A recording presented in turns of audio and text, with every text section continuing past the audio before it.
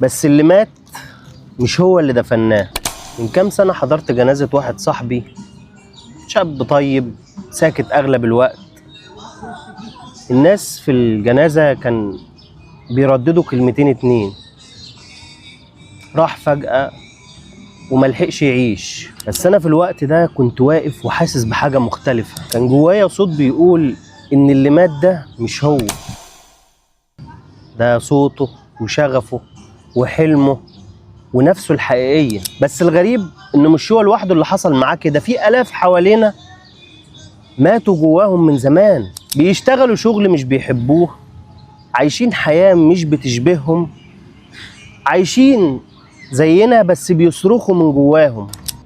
اللي مات مش هو اللي دفناه، اللي مات كل واحد فينا سكت علشان الناس ما تتضايقش، ساب حلمه علشان المجتمع مش مستوعبه، وبيخبي صوته الحقيقي علشان الناس ما تقولش عليه حاجة.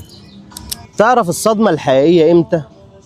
لما تدفن نفسك وانت لسه عايش في الدنيا وبتتنفس.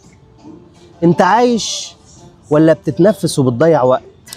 آخر مرة سمعت صوتك الحقيقي امتى؟ مش صوتك اللي انت بترد بيه على الناس، لا، صوتك الحقيقي اللي بينادي عليك من جوه. ابحث عنه قبل ما يختفي فعلا. بس كده، سلام.